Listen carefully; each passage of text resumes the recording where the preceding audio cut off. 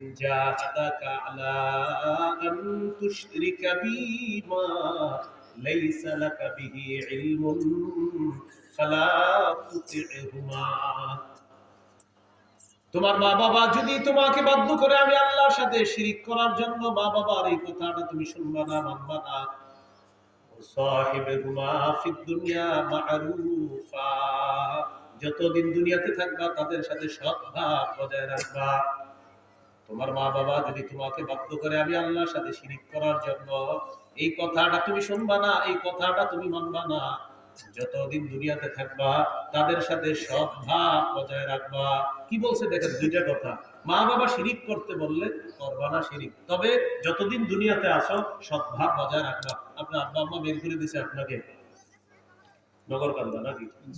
নগরকান্দা এখান থেকে বের করে দিছে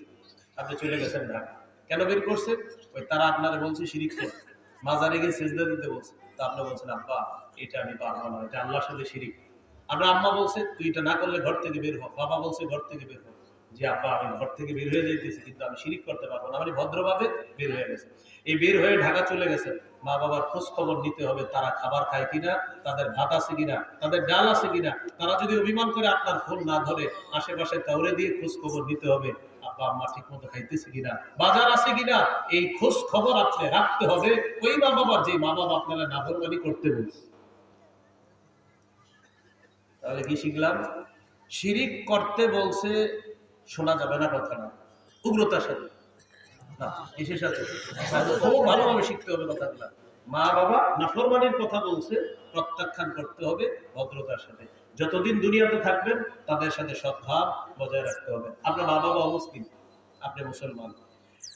অমুসলিম হওয়ার কারণে তারা আছে এক জায়গায় আপনি মুসলমান হওয়ার কারণে অন্য এলাকায় চলে গিয়েছেন বাস সেখান থেকে আপনি খোঁজ খবর রাখতে হবে আপনার ওই অমুসলিম মা বাবাটা খেয়ে দেয়ে ঠিক আছে কিনা সুস্থ আছে কিনা হঠাৎ অসুস্থ হয়েছে আপনি খোঁজ খবর রাখছেন কিনা সন্তান হিসাবে আপনি দায়িত্ব নিতে হবে কারণ আপনার মা বাবা অমুসলিম হোক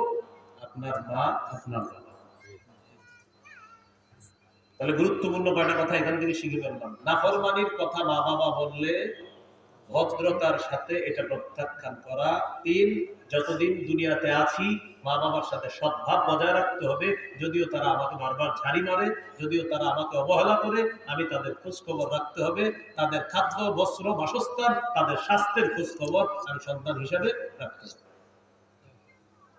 আল্লাহ কথাগুলো মনে রাখার তৌফিক দান করুন আমিন তার মজার হাদিস আপনাদেরকে শোনাই রাসূল সাল্লাল্লাহু আলাইহি ওয়াসাল্লামের সাহাবী সাদ রাদিয়াল্লাহু তাআলা মুসলমান হয়ে গেছে আম্মা অমুসলিম উনি মুসলমান মা অমুসলিম